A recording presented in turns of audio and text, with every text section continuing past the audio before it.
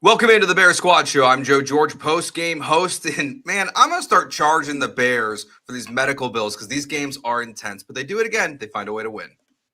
I'm Adam Sager. Caleb Williams throws 3 touchdowns, but was still an up-and-down game for the quarterback. And I'm Lauren Cox, host of Locked On Bears. Still surprised that this injury-ridden Bears defense is the one that comes up clutch with big stops at the end. Bear down, Chicago. It's the Bears Squad. Everything Chicago Bears, every week. Covering all the big hits and game-changing plays from the Windy City. The way only the Locked On Podcast Network can. From Soldier Field to the next great chapter, the Bears Squad Show starts now.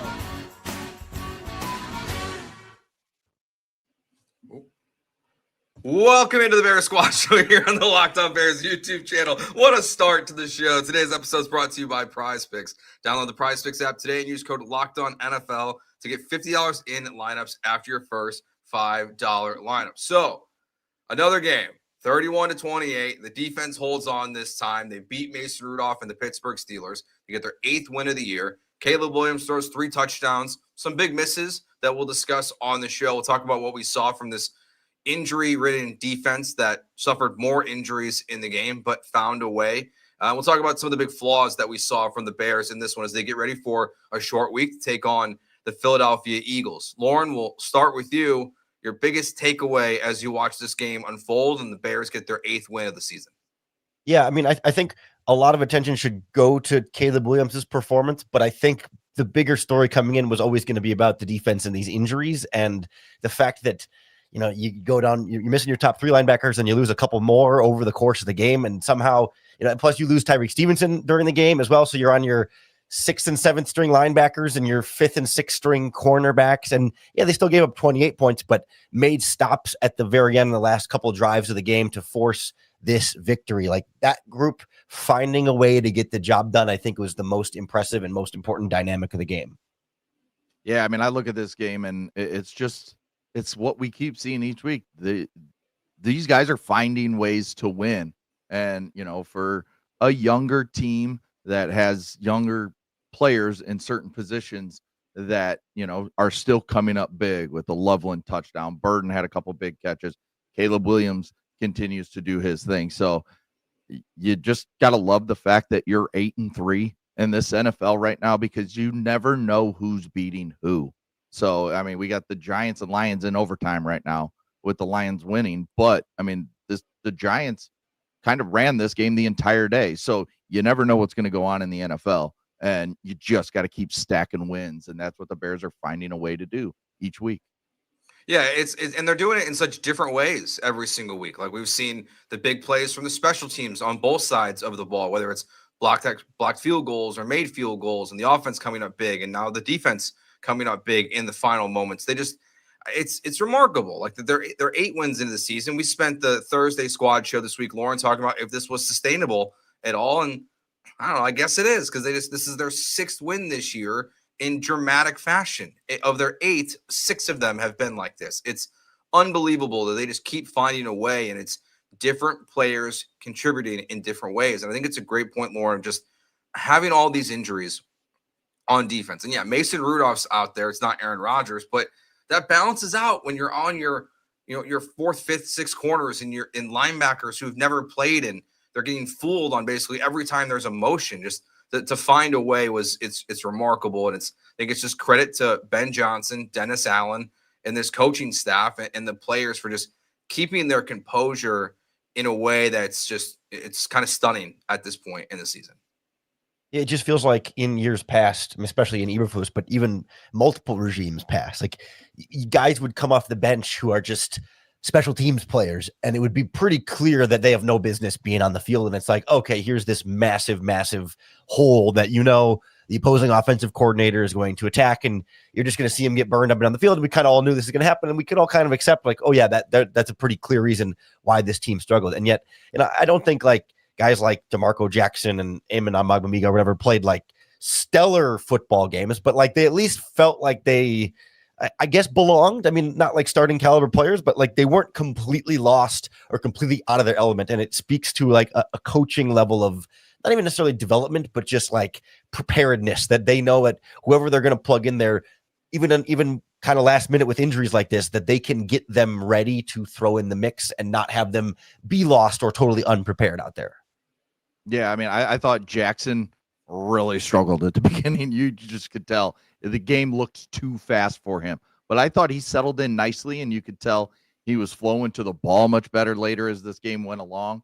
And I'm not going to try and pronounce the other guy that came in for Hippolyte when he got hurt.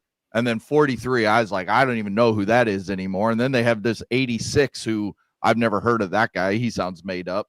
So I'm just like, what is going on today? But that's sometimes you get to that point in the NFL and you just need a guy to step in and make a few plays. And that's what these guys did, just enough to secure another victory.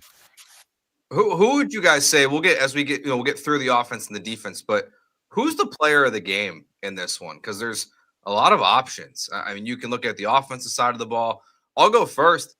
I want to go Montez Sweat here just because of what the first half looked like versus the second half on defense. And even though like Pittsburgh obviously makes it close in the end, 2 sacks, the forced fumble. I think he ended up with that recovery in the dog pile as well. It's Montez Sweat making a huge impact on this team. We've talked a lot about on these shows we've been doing together, where it's the post-game shows, the midweek shows, but he's got a sack in 5 of his last 6 games, I think it is at this point.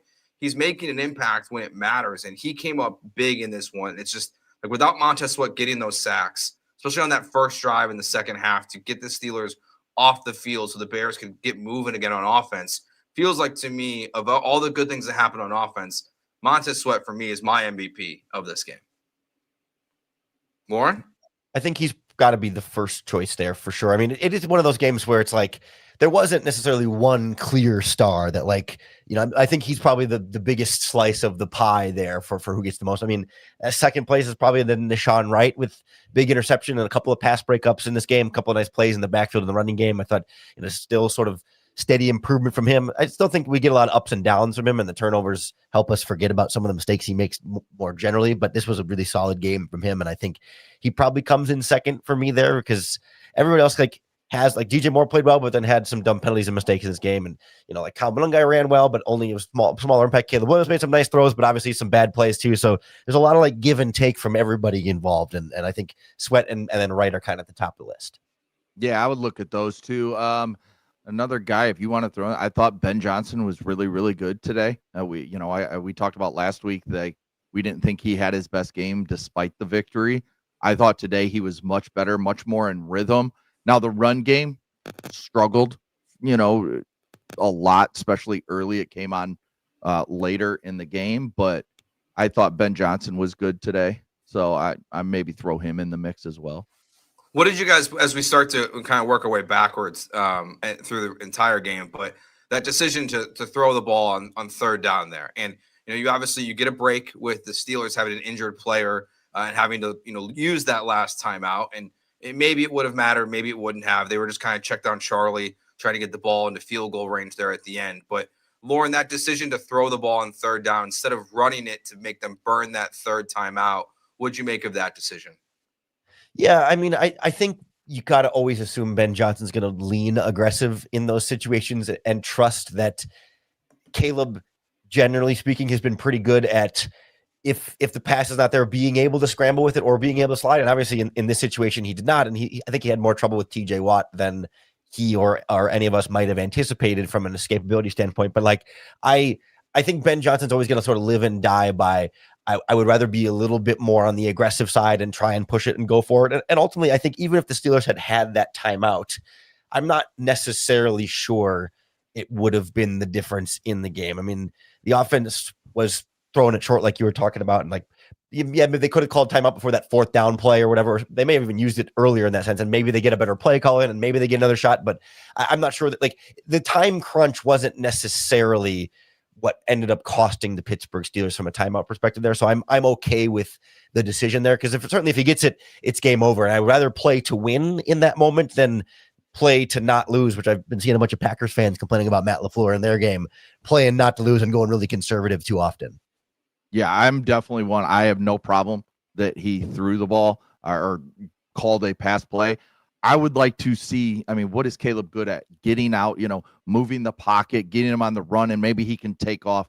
So I didn't necessarily like the play call, but I liked the fact that he was aggressive going for that first down, going for the throat of the Steelers to try and win the game, like Lauren just said. So I would just like to see him move Caleb where he's good, especially because you were on the left hash. So you could move to the open side of the field and, give him different layers of passes. And then if it's not there, take off. And yeah, I would like to see Caleb in that moment not force that throw.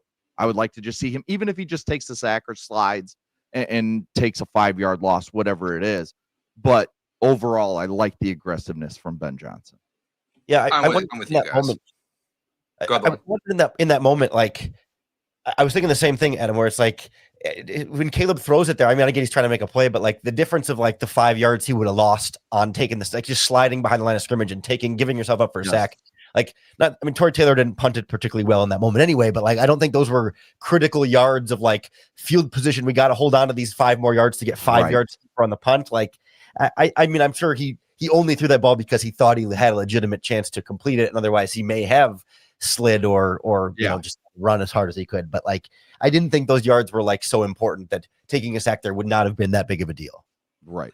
Yeah, I think it's the right call. You throw it there. It's it's just there's a different level of aggression that we all have to get used to still with Ben Johnson as the Bears head coach. Like, he is not going to play conservative in that moment. He's going to trust his quarterback. He's going to trust Caleb Williams. And I think it still speaks to, like, when there's these athletic articles that come out in the last week about other people speculating on Ben Johnson's love and trust in Caleb Williams. Like, that, to me, it shows it there. Like, it shows that in the moment he trusts his quarterback to make the right play in a third down critical situation. He wants him to throw the football. He's not playing conservative. He's trusting his guy. Like, that still shows where I think their relationship is at in the moment. My complaint, honestly, with the run game is, like, I would look back to the possession before when he starts throwing it. Like, after that long Steelers drive to make it 28-30 or 31-28, I would like to see him run the ball on first and second down and then go into the air, kind of similar how this drive we were just discussing was. Just, burning the clock a little bit more. That's something we talked about, Lauren, on Thursday, was like, how do you end these games a little bit more effectively so they're not always so stressful for us and for the team in the moment. Is like, run the ball just a little bit more, I think, there in the fourth quarter after it becomes a 3-point game. Try to get some time off the clock, as Pittsburgh just went on what was a 17-play drive to score a touchdown. Yeah, it just seemed like they weren't able to control the clock the same way. Like, if you knew that the Steelers offense is one that kind of works pretty slow and needs a lot of time and possession, you'd like to force the same thing with them there. But then you get that first drive after that drive after that long Steelers drive. You talk about Caleb throws incomplete to Adunze on the first play and just missed him. And then Swift runs for 2. Then they get to delay a game and it's 3rd and long. And it's like, well, okay, now you got to pass and you throw to Loveland over the middle short. But yeah, I think their inability to kind of control that clock and really to lean on the running game when they had a lead. Like, it's one thing to say, hey, we're trailing and it's a shootout or whatever, so you got to just kind of uncork it and go. But when you're leading, 21 or 31-21 in the fourth quarter there, like, to be able to just kind of lean on that is something that we just didn't see enough. And the run pass split ended up being 21 handoffs to 35 pass attempts. I would have liked a little bit more. And I was surprised Monungai out-carried Swift 12-8. I guess I didn't quite feel that as we were watching it live. I mean, it seemed like maybe closer to 50-50 than we've seen, but I didn't think it was that much more, 50% more Monungai than Swift in this game, and Swift couldn't get anything going. And I think in that last drive where we're talking about being aggressive, like, Monungai had that alley and he just lost his footing. I mean, or that game's over on that carry, because they showed it and JJ Watt was talking about it. That lane opened up just like you exactly want it to if you're cutting back. And it was there, and he just lost his footing and got, tripped up in there. So, but I also look at it too, when we're talking about the aggressiveness of Ben Johnson, I like the fact that, okay, it is Mason Rudolph on the other side. If it's Aaron Rodgers, maybe it's a little different. You're trying to take away a timeout because he's so good with all that kind of stuff. But with it being Mason Rudolph, I'm okay with the fact that you're being aggressive, trying to win it, that, even if he does punt it into the end zone, they're getting it at the 20, and you don't think that Mason Rudolph, even with your beat up defense, can take them into range. And I mean, clearly he wasn't able to. All right, let's take our first break here. Let's discuss what we saw from the offense today. 3 passing touchdowns from Caleb Williams. We just kind of hit on the run game. We'll look more at that next of what we saw and some of the bad stuff that happened. Obviously, maybe the worst play of Caleb Williams' career. We'll discuss all of that next here on the Bears Squad Show. Today's show is brought to you by PrizePicks. You and I make decisions every day, but on PrizePicks, being right can get you paid. Don't miss any of the excitement this sports season. Whether you're following the NFL, NBA, or both, there's no better time to jump in on the action. If you haven't tried it yet, PrizePicks is the simplest way to play. Just pick more or less on at least 2 player stats, and if you get them right, you win. It takes less than 60 seconds to make your lineup. You can play anywhere PrizePicks operates, including California, Texas, and Georgia. The new Stacks feature, it's a game changer. You can now pick more on Steph's points, threes, and assists in the same lineup. Plus, if one of your players leaves early with an injury, the injury reboot saves my lineup from a loss. Download the PrizePicks app today and use code LOCKEDONNFL to get $50 in lineups after your first $5 lineup. That's code LOCKEDONNFL for $50 in lineups after your first $5 lineup. PrizePicks, it's good to be right. All right, Caleb Williams, 3 passing touchdowns on the day, but he's 2 for 7 in the first half on passes 10 yards or more down the field. So kind of an up and down day. Like still some drops, like the one with Rome Odunze there on the sideline in the fourth quarter. Rome had a great catch that he couldn't get his second foot in earlier in the game as well. So there's some up and down in the passing game. Lauren, what'd you see from Caleb and the offensive in the passing game today?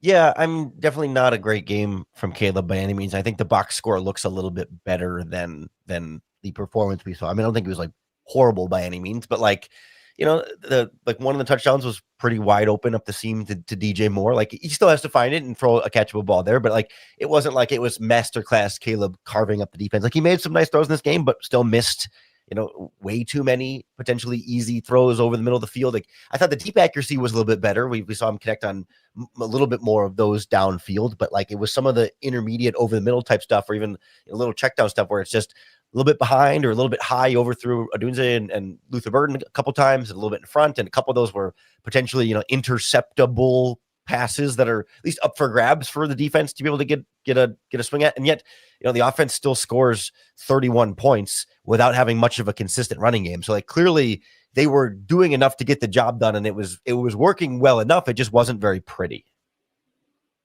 Yeah, I guess one concern I do have about the pass game is we saw such a great start to the season for Caleb and Rome, and they just haven't really been on the same page over the last month or so, where, like today, 9 targets, only 3 catches. So whatever it is, they're not clicking at the moment, but DJ Moore stepped up, had a nice game, sans the penalty there for tossing the ball at the player. But I think overall, I like where things are. Yes, the accuracy from Caleb needs to be a little better. Those simple plays are still something that I think will come as he continues to grow in this offense and with these receivers, and especially the young guys like Burden and Loveland. I think him and Loveland have a nice connection going right now. So there's still a lot of good things. I still want to see more of down in the red zone when Manangai scored. You come out and you kind of spread it out with 3 wide receivers. I want to see Loveland in the game there. I don't care if he's spread out wide. I want him in the game over Zacchaeus in those moments, and we still haven't seen enough of that for me. But overall, the passing game is trending in the right direction. Yeah, I think it's the completion percentage is the big thing that, I'm sure Ben Johnson and Caleb are both harping on themselves. And so it's the easy stuff that they're missing. Like there are a lot of big throws that Caleb missed in this game that were high, wide, low. Like just he kind of had it all in this one. It felt mostly high in this game. Like everything was a little higher than it was supposed to be. So that's just maybe a little bit of a reset. Maybe that's feeling the pressure because Pittsburgh, there was times where, they were putting some pressure on him in this game. So it wasn't Caleb's best performance, but they throw 3 touchdowns. I mean, the one to DJ Moore after the penalty is a perfectly schemed play where, Ben Johnson sends Rome Odunze on a post over the middle, and Jalen Ramsey, he follows him. And that to me looks like you're taking advantage of a guy that's still learning the safety position and leaving DJ Moore wide open for the touchdown. And Adam, to your point about Loveland, that dude is he's just tough as nails. I mean,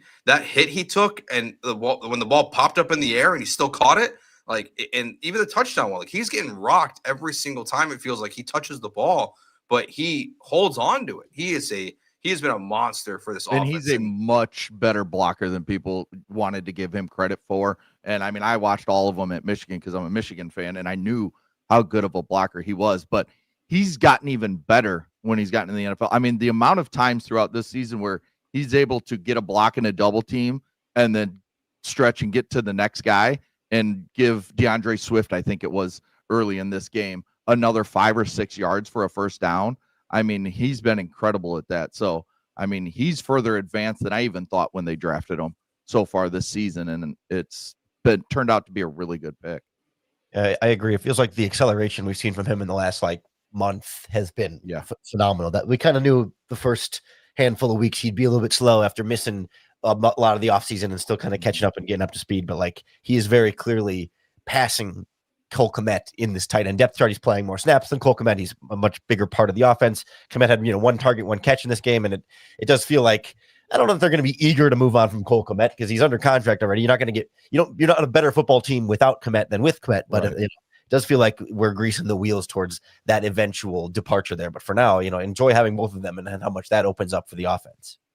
One of the injuries, Lauren, we haven't mentioned yet was you had a change at left tackle in this game. And, I'm curious when we rewatched the game and feels like most of the pressure was coming against Darnell Wright at times by TJ Watt. And it's one of those games where I feel like I didn't notice Ozzie out there at left tackle, which to me, that alone feels like a win for him in this game.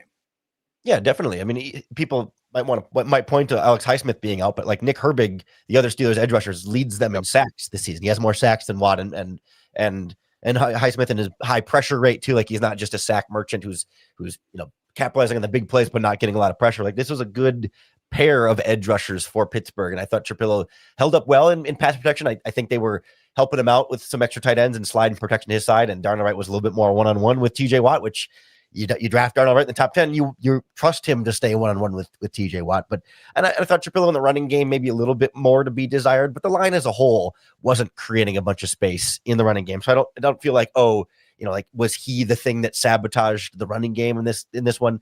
Not altogether. And the Steelers have a pretty stout front that's been playing well the last couple months too. So I'm willing to chalk some of that up to them being a pretty good defensive line that's playing well. But yeah, Trapillo for the most part exceeded my expectations on the first watch. Yeah, I mean, we've seen over the last couple weeks when Bennett's been in there, Caleb's gotten a lot of instant pressure coming from that side, and you didn't see much of that at all today. And I'm with you, Joe. I think I texted one of my buddies, and I was just like, I haven't even noticed Trapillo. I'll see the 75 flash, and I'm like, oh, yeah, he's playing left tackle. Let's watch him. And then I'll watch him play. He's fine. And then I, move on, and I kind of forget again and redo it again in 2 drives. So just the fact that we didn't notice him, no penalties, no just big missed assignments. I thought he did pretty well, and I think it's going to be something to monitor as they move forward. Now, I do want to go back and watch it again and see how much help he got, if he was not as good as I thought. But overall, I mean, just from the live game, seemed like things were fine. And I just double-checked, at least the initial snap data from PFF has TJ Watt took 100% of his snaps over the right tackle, and Nick Herbig took 100% of his snaps over the left tackle. So those were the battles all game long. So, I mean, to be fair, Darnell Wright had the tougher matchup there, but I think we can't say enough things about how well Herbig has been playing and how much that was still a difficult matchup for a rookie to step into. Yeah, and even and kind of similar, Lauren, I'm curious what the snap count shows. Was Newman in there for 2 or 3 possessions? I think in this game, before Jonah Jackson came back in the second half after dealing with what they said was an eye injury.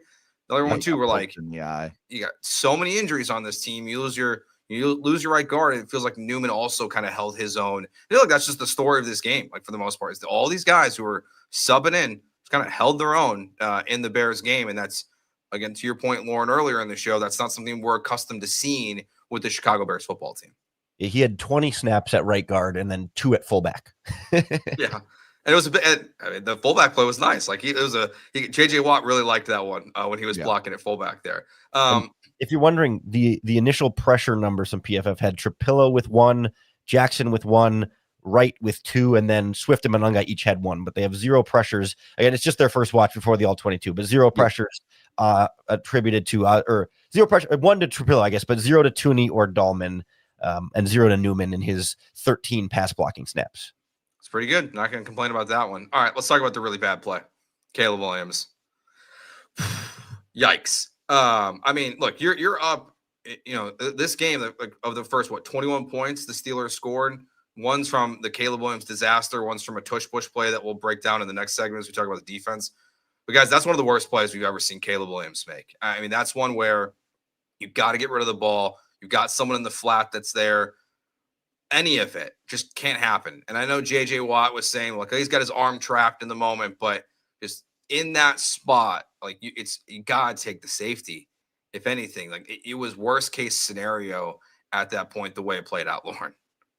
Yeah, it just seemed like maybe a slight overconfidence from Caleb that you do want your quarterback to have. Like, I would rather my quarterback believe that he's always going to get out of the tackle because that'll help him get out of tackles more. Like, I would rather him be overconfident than skittish and afraid all the time of that. But also, you got to know, I mean, situational awareness in that time, given how close the game was and how, back and forth the momentum had been swinging. And it was just like, man, you gotta know better. And I get that he's trying to make a play, and he's been able to do that. 9 out of 10 times he at least gets out of that and throws it away or gets out of the end zone. I mean, I get that, like, he's generally not made that mistake this season, but it felt like, ghosts of Caleb Williams' rookie season. Like, he's got to know better, and you can kind of excuse that in year 1, but like year 2, week 12 we're in, like, no excuse anymore for that. Like, that's a bad play that hurt his team. Yeah, I agree with everything you guys said. And I think it probably did have to do with the fact that he has been a magician back there. I mean, and TJ Watt, I think he's just got to realize sometimes, just like with Max Crosby early in the season, sometimes you got to realize these guys are so good that it's better to just play it safe with these guys. Now, if it's Herbig coming at you and you think whatever, but when it's TJ Watt, Max Crosby, Micah Parsons in a few weeks, you got to know to take the safe play, the smart play. Don't give up that touchdown in that moment. And hopefully it's something that, they came back, won the game. He can learn from now and make the adjustments when the time comes next time. Because it's obviously like that stretch of the game there is absurd. Like, you have the fumble, it's recovered, it's 14-7. You get the ball back. DeAndre Swift fumbles in a play in which I'm still a little baffled by. Like, it feels like it's forward momentum or like forward progress is being stopped there. But also, like, I'm still not sure he wasn't down in that pile somewhere when the ball came out. Like, it's a strange play like that we never really saw like a clear like review of. But then the Bears get the stop on the tush push. And then Caleb Williams drives him down and throws the Colston Loveland touchdown to make it 14-14. So, like, the fact that the Bears were able to win this game, and you have that 2 stretch of drives where you have a disaster from Caleb, the fumble from Swift, is like, that feels like the biggest win of them all. It's just that stretch that you're able to survive that and not let the game totally unravel on you. And that is a situation where we would feel it unravel in years past, right? Where it was always just like, uh-oh, and then what's next? And then something else goes wrong. And it's like, even plays that are not related to each other, like, start to, the DeAndre Swift fumble then leads to a blown coverage in the secondary. And there's no reason why a fumble should lead to there's not connection at all, but for some reason, everything just starts to unravel. And the resilience of this team to not let those bad plays stack up and kind of build momentum on each other has been really remarkable to watch. Yeah, I know we're going to talk defense in the next segment, but I wrote down while I was watching the game, if the Bears win this game, that 4th and 1 tush push stop was the play of the game. I mean, because that was leading right into 21-7. Now you're down 14, and now you're pressing. And we see Ben Johnson, he will really start to press and just put it all on Caleb Williams in weeks past. They were able to get that stop, go get the touchdown, tie the game, and able to just kind of reset everything. And then I think, you still went down 21-17 at half, but things were a lot better than they could have been there at halftime. Yeah, and just overcoming the mistakes is something that the Bears have done a great job of this season. We saw it again later in the game where DJ Moore, I mean, this game got kind of chippy at various points, like whether it's the Caleb Williams, where you got to run out of bounds or slide because Jalen Ramsey, I think that was a good no call. But we see CJ Gardner-Johnson and others start kind of chirping with Ramsey a little bit. And then later in the game, we see DJ Moore flip the ball to Steelers defender after a positive play, set the Bears back to a 2nd and 20. But then they throw the touchdown pass to him. So it kind of makes up for the good and the bad. Like they're shooting themselves in the foot, but they're missing. Like they're only hitting their pinky toe, it feels like, the way they're doing this thing. Because they just keep finding a way to make these colossal mistakes, but find a way to overcome them, Lauren. It's shocking to see a Bears team do this.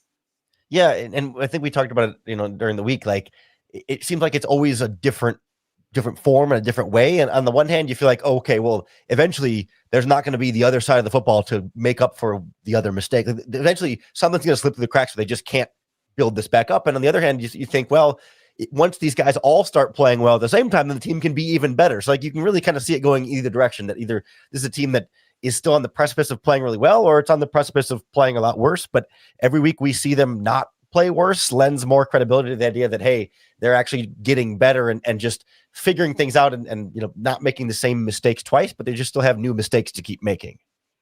Yeah, it's such an interesting conversation because I love the way that they're winning these games because it really is teaching them how to win late, overcoming some adversity, especially for a younger team. So when you do get Jalen Johnson, Kyler Gordon, Tremaine Edmonds back at some point, TJ Edwards, all these guys come back on defense, and then we'll see what happens with the offense at left tackle and everything. But you just hope that things start getting better. Now your schedule gets a little bit tougher, starting with Philly on Friday. So you've seen how to win these tough games. Now you're going to play a lot of tough games against tough teams. Now can you find a way to win games against them? That's the next step. All right, let's talk about this defense here. A ton of injuries. Your 3 linebackers, your 3 starting linebackers are all hurt. Your top 2 corners are hurt. You're hoping to get them back for Philly, but you lose Tyreek Stevenson in this game. 2 more linebackers get hurt. It's a brutal day and right now season for the Bears on defense. But for the most part, they find a way on defense to shut down the Pittsburgh Steelers. We'll discuss that next here on the Bears Squad Show. Today's show is brought to you by Gametime. The NFL season, it's here. And honestly, there's nothing better than being in the stadium surrounded by fans cheering on your team. But let's be honest, getting tickets can be a hassle. Between queues, login screens, and prices jumping at checkout, it's frustrating. That's why I use Gametime, the app that gives the advantage back to fans. Gametime is fast, easy, and backed by the Gametime guarantee. You'll always get 100% authentic tickets delivered on time at the best price. Plus, all fees are included, so the price you see is the price you pay. Just pull up Gametime, and in a couple taps, you can find NFL games for as low as $100. It's faster, cheaper, and less stressful than any other way to buy tickets. Download the Gametime app, create an account, and use code LOCKEDONNFL for $20 off your first purchase. Terms apply. Again, that's promo code LOCKEDONNFL for $20 off. Swipe, tap, ticket, go download Gametime today. All right, guys, all these injuries on defense. I mean, the Bears went sneaky mode on us over the weekend. They put Tremaine Edmonds on the injured reserve on their website before telling anyone that it was happening. So that's kind of how we found out he was for sure going to be out for the next couple weeks. But you're missing your 3 linebackers. You're missing your top 2 corners. I know we were all kind of hopeful that Jalen Johnson was going to return for this game, but maybe we'll see them both against the Philadelphia Eagles on Friday, on Black Friday, since it's a shorter week. But Adam, just what you saw from the defense overall with all these injuries that they've been dealing with, including Tyreek Stevenson, him leaving during this game as well. Yeah, early in the game, they were killing them with those short passes, just getting it out quick and run after the catch. And that was part of what I said earlier in the show, where the linebackers, you could tell, were not comfortable, especially Hippolyte.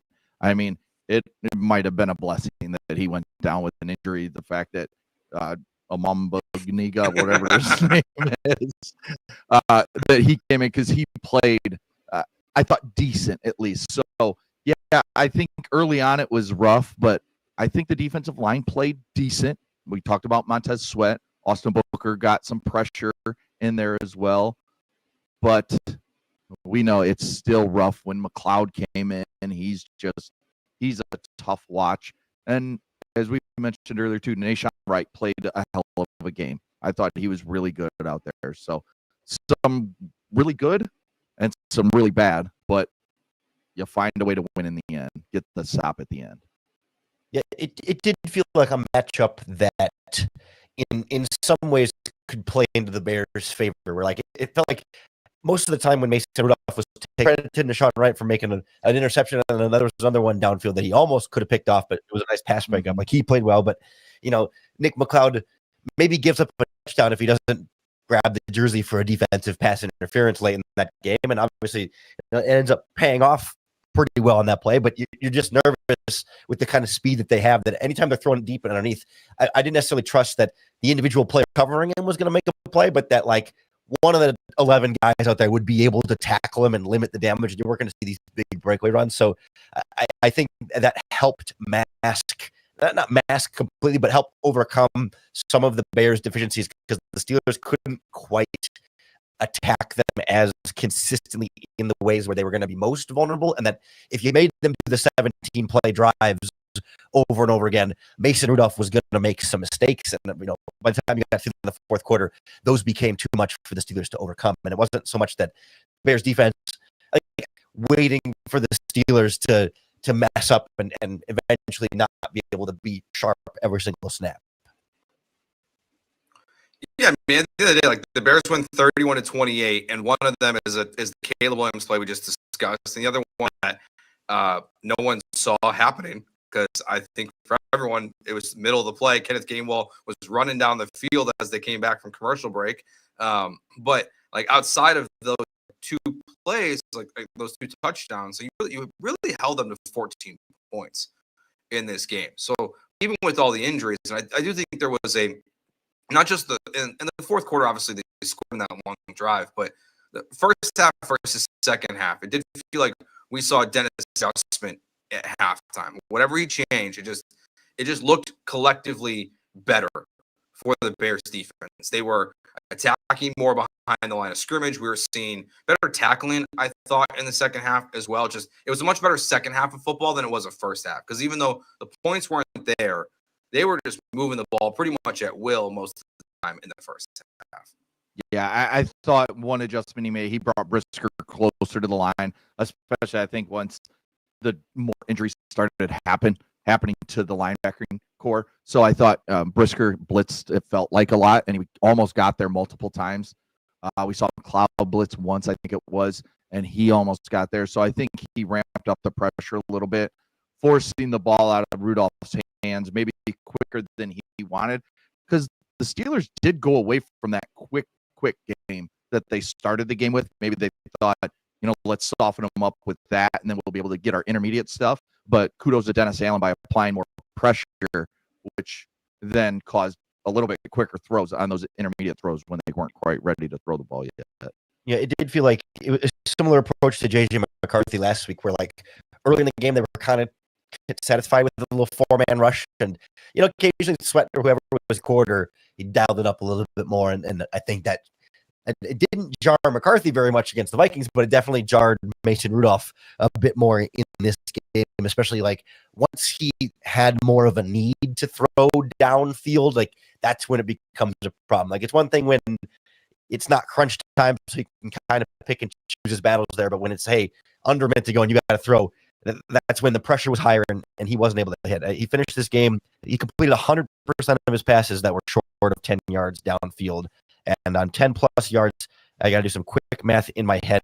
He completed 2 of 6 on plays beyond 10 yards. So there's a couple more incompletions in there too. A couple throwaways add up in that too. But yeah, generally, just couldn't get the downfield passing going. And once the blitz came and he needed to throw downfield, didn't have the time. Yeah, and you mentioned Nahshon Wright, guys, too. I mean, the interception was a phenomenal catch. Great play by him. I don't know if, as the broadcast was saying, he's going to get a huge payday after only making 1.1 from Nahshon Wright. And we've seen pretty much all season. Like, it didn't really feel like the negative plays stood out. The interception, the near interception, which I think Skoranek broke broke up, which was great.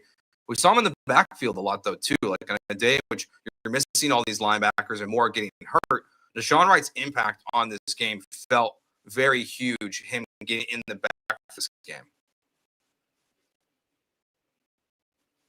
The longest catch, according again, initial data from PFF, so they haven't had a chance to go back through, but gave up one to Jonnu Smith for 8 yards, one to Metcalf for 8 yards, one to Metcalf for 2 yards, and one to Freiermuth for 2 yards. But yeah, they were not getting anything downfield against him. I think more of the downfield passes were coming against McLeod, and I think Brisker had a downfield target or two. Stevenson had one he gave up to Skowronek down there where he kind of got behind him in the zone, but right side of the field was as shut down as you could hope for a backup quarterback. Yeah, and I mean, his length has a lot to do with that. Just, being 6'3", 6'4", being able to high point that ball like he did on that first interception, second interception, he did the same thing. And it was Roman Wilson who knocked it out of his hands. Yeah. So I just think that, he's playing really good football. It'll be interesting to see how he's used once Kyler Gordon and Jalen Johnson come back.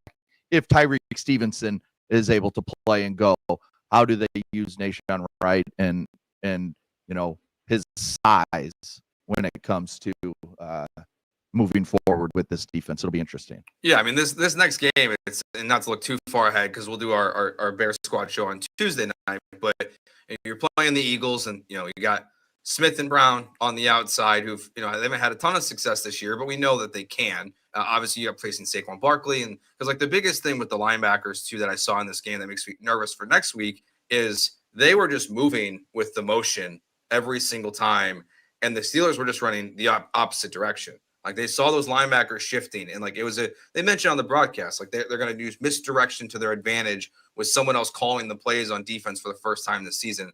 Like that to me is where hopefully even though it's a short week of practice, if your linebacker core is still depleted going into the Eagles game on Friday, that has to be better because Saquon Barkley is he might rush for 200 yards against you if they play the way they did, at least in the first half today. I wonder, I hate to get my hopes up and sort of expect TJ Watt to come back, but the fact, or sorry, not TJ Watt, TJ Edwards, Wisconsin TJs, but the fact that they didn't put him on injured reserve and he has now missed.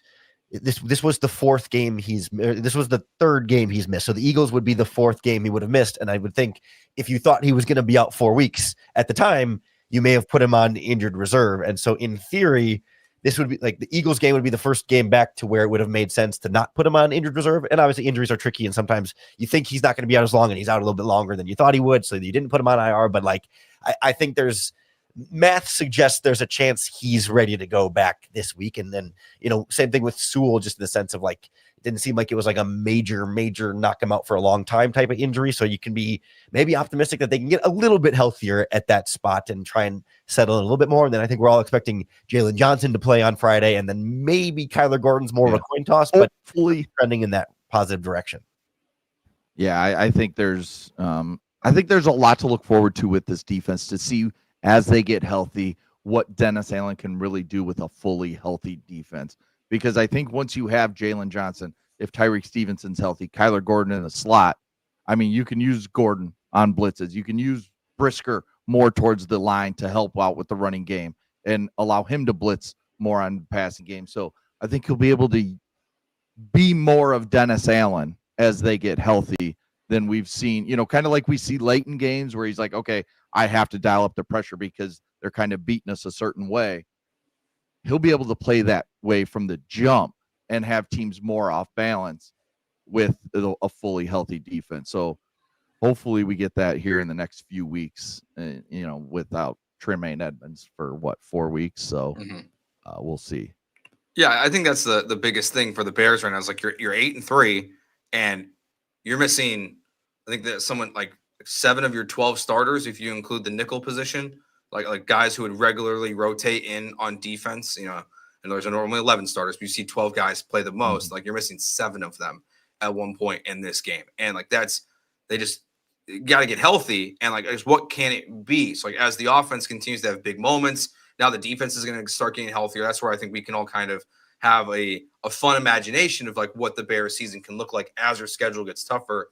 They're also going to be at the very best version of themselves during this tough stretch, just because at some point we're going to see Jalen Johnson and Kyler Gordon on the field for more than one game, more than one half at some point this season.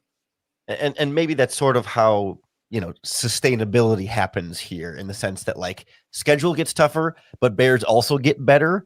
And so maybe they kind of stay feeling like the same team, but just against better opponents. Like it's still going to be these nail biters at the end, but instead of nail biters against bad teams, it's nail biters against good teams. So you are playing better, but maybe it doesn't feel like you're playing better because the other team is also playing a lot better than they were before. Yeah, I mean, and hey, you sit at 8-3, go 3-3 the rest of the way, and you're locking yourself into a playoff spot. And then, get into the playoffs in first year of Ben Johnson. I think every Bears fan would have said, I'll take that in a second, and then let's see what happens once the playoffs get here. So, I mean, I still can't believe they're 8-3. Like it just kind of hit me again. They're 8-3. They're 8-1. They started 0-2. They're 8-1 in their last 9 games.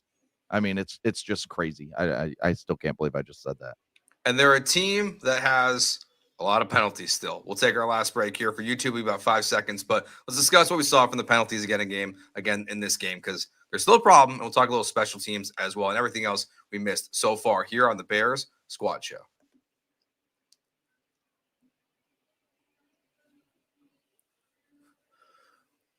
All right, so we mentioned the DJ Moore penalty earlier that obviously the Bears were able to overcome. My frustrating one here, guys, that it happened, I think, twice in this game, is just still not being set and having it negatively affect you. Now, the one where that led to the field goal drive where I think Burden and others are not moving, that eventually was, Burden, I thought he was going to score, honestly, on that screen pass. Like, he looked like he had that thing, but it gets them back in a field position, but they still, making these critical penalties that has not been cleaned up yet. Like, of all the good things that have happened with the Bears this year, as they sit at 8-3, as Adam said, 8-1 in their last 9 games, the penalties still, like the operation of the offense at time, the bonehead penalties that are happening, Lauren, it's just, I guess at this point, we just assume it's not going to get any better, because that's kind of how I feel.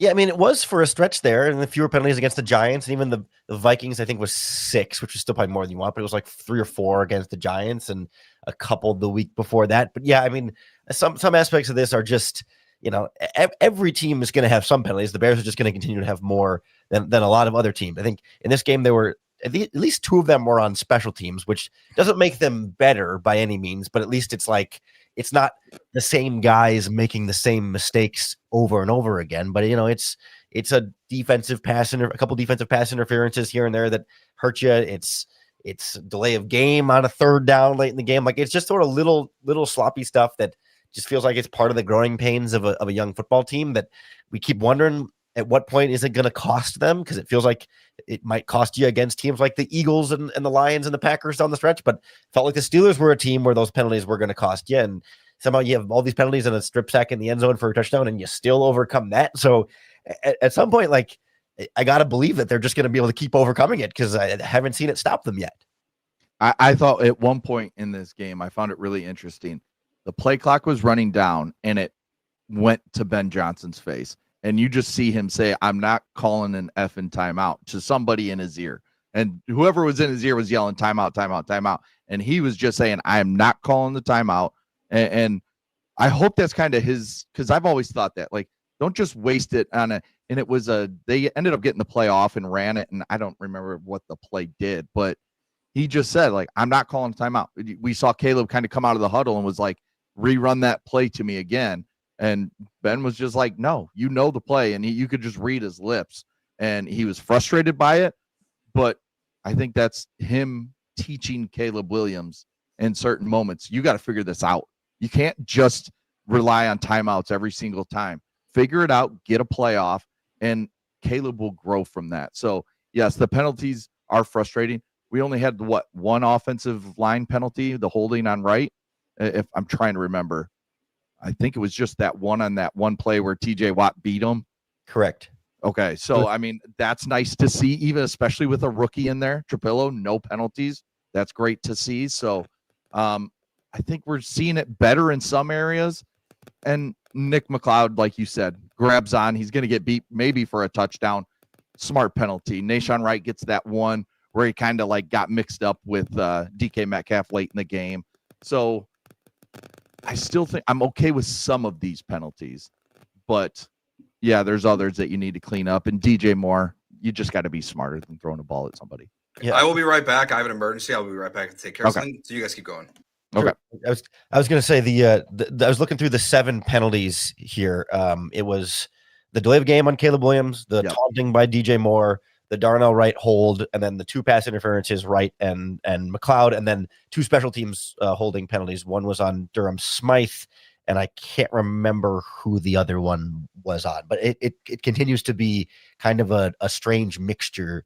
Yeah. And also, I think too, drawing some penalties in this game. Like Komet got a defensive pass interference on a slant route that ended up setting up the first touchdown to DJ Moore. Nick Herbig had a penalty or 2 in this game. There was an offsides penalty with a couple free plays there to take stuff downfield. So at least it felt like there was a little bit more balance in this game of like the Steelers had 6 for 41 too. So it wasn't like, oh, the Bears are shooting themselves in the foot over and over again, and Pittsburgh is just fully taking advantage. They gave them right back plenty. Yeah, and that one where the Steelers got called for the illegal formation. I mean, I'm watching it, and I have one of my windows open, and I was screaming illegal formation like at the top of my lungs because it was so obvious. It was 2 wide receivers almost 2 yards off the ball and nobody else there. And remember, that was a big play that got called back. So, I mean, that was a monster play in this game. But I just think that it seems like they're figuring things out. And remember, it's a new system, especially for the offensive line. And that's where I really look at penalties.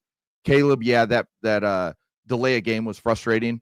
And J.J. Watt tried to give him all the excuses in the book that they were moving in the defensive backfield and everything. But you got to know your play clock as a quarterback. But the offensive line, I thought, was really good. The play that Wright held, I mean, T.J. Watt just beat him, and that's going to happen sometimes. And, you know, you do whatever you got to do. But I think they're cleaning it up in certain areas that you want to see it cleaned up in. And I feel like by comparison, you know, we talk about the Bears being a new team and a new system and stuff. And like Pittsburgh still has 6 penalties, and it's, you know, a coach who's been there for decades, a quarterback in Mason Rudolph, who, yes, is a backup, but he's been there for 7 or 8 years. I think he's 18 when he got there. And of course, you know, they have new players, but like every team has new players, and they still have guys not lined up correctly on the line of scrimmage. So I think to some extent we can accept, I don't know what the number is, right? But there's going to be a certain, you're going to have 3 or whatever penalties per game that just like automatically pretty much every team has a couple of penalties a game. It's the difference between, it's sort of like when they come and how big and in what situations they come that I think were more detrimental to the Bears earlier in the season. And I think in this game, you didn't see it erase too many great plays for Chicago. It would just be like, well, even worse field position to start this drive, or, you know, the 3rd and 8 becomes a 3rd and 13. And I guess, you know, Loveland only gets 12 on that and they end up punting. So it does end up being the difference, but it's not as though like, oh man, they just keep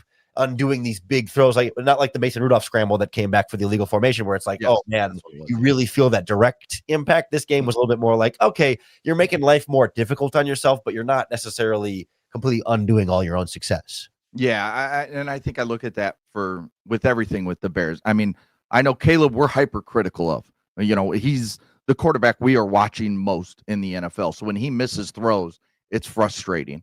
But man, I just watched Josh Allen, who is the best football player in the world, on Thursday night, miss easy throws. And yes, he's going against a very good Texans defense, but miss easy throws, make a couple interception throws that were just like, what are you doing, Josh Allen? So, I mean, we also got to remember, it is hard to play this position in the NFL. And yes, there are plays where the 1 to Odunze over the middle late in the game, you got to hit that. But these throws do happen sometimes. And I think everybody that gets so down on Caleb so quick, and yet then they come back so quick when he makes one of these incredible plays. This season's been really weird in the NFL. So everybody just needs to remember, 8-1 in your last 9, you're 8-3 overall. Things are looking good right now in Chicago. Yeah. I mean, at some point you just kind of have to accept that, like, they do keep winning, right? It's one thing if any individual game you can kind of point to and say, all right, yeah, whatever, they got away with X, Y, or Z there. But when they keep doing this consistently, like, they're winning, and that's what matters. And you can kind of throw sustainability out the window a little bit when you can just look back and say, yeah, because they don't, like we were just talking about going, if you go 3-3 the rest of the way, like, they don't need to sustain the 8-1 in their last 9 games type of pace that we're seeing from them right now. Like they just need to be, I mean, they could start losing twice as often as they are right now and still be everywhere that they need to be. And so I'm with you there 100% that like, I think we don't need to get too caught up in the hand wringing of like how and why they're winning these games, and can just sort of take like, yes, it's good to look at like big picture, are players developing the way you want them to, but Right, like, for sure. can they keep winning this way? And that doesn't matter as much as like, is Caleb generally getting better? Is the offensive line generally getting better? Are the coaches putting these guys in good positions? And it feels like the important things are still trending in the positive direction with the wins, like almost regardless of the outcome, like they're still going the way that you want to see this team going. Yeah. And you know, I just looked back and I was looking, what did Caleb got sacked once. So, I mean, he's been sacked once in the last 2 weeks. I mean, that's something that last year, what was it like? Felt like 800 sacks last year. So, I mean, you're seeing positive growth in year one of Ben Johnson. You're seeing some young players make splashes with Luther Burden and Colston Loveland. And you just see an offensive line that's just finally just good. They went out and they spent money on it, and it's good. That interior has been awesome. And you got young guys playing left tackle that are seemingly playing okay. And Darnell Wright's become one of the better right tackles in football. So things are looking good right now. You just want to keep the growth going. Yeah, that CBS graphic about all the snaps they've played together on the interior there, I was like, that was such a foreign experience. I was like, wait, I mean, I questioned it at first, but then I was like, no, that's right. But oh wow, that is right. Wow, that's a new thing. Like, and you could probably, I mean, they didn't have the stat for it, but you could probably throw Darnell Wright in there. I mean, I know he got disrupted in the middle of that and missed a game, but like to have those 4 guys not only like playing well, but like staying healthy throughout that whole process too, and being on the field for all those snaps makes such a difference that it can be easy to overlook in previous years' offensive struggles. And not only the players weren't that good, but then they were getting hurt and you couldn't even get the best version of those players having those sustained snaps. And I think the best thing about it is we still have not seen them close to, I think, 100% of what this offense can be. I think as Caleb grows into it, Loveland and Burden grow more into it, Rome and Moore just continue to get more comfortable. I mean, the sky's the limit for this offense, and they've been one of the better offenses now for a while in this season. So, I mean, it's kind of crazy to think about as a Bears fan when, you know, Jay Cutler, Brandon Marshall, and Alshon Jeffrey were our, you know, Matt Forte were this is the best offense that we've had ever. This offense could push that in the coming years, and it could be really fun to watch. Yeah, I'll be curious to see how much we see that growth in the next 2 weeks, because you got 2 top 10 defenses on the schedule next. So it's one of those, like we were talking about, like as the schedule gets harder, the offense can keep playing, can get better, and still might not look a ton better as the defenses look better and better each and every week. But we're going to be live right here in the Locked On Bears YouTube channel after every single game, breaking down everything we just saw in those Sunday, or I guess Friday matchups next week for the Philadelphia Eagles. And then during the week as well, we have Bears Squad show for you at the midweek time, breaking down the game and looking ahead to next week's game. I really appreciate everyone tuning in into the Bears Squad show live stream today. We'll be back, I think, on Tuesday evening this week with Taylor Dahl and Joe George. Our thanks to Adam Sager for joining us on the podcast today, and for Joe George, had to drop out there for some emergency situation, but hope all is well with him, and appreciate everyone sticking along and tuning in with us. Be sure to keep making Locked On Bears your first listen all week long, 5 days a week. You can hear more Bears analysis there. You'll hear from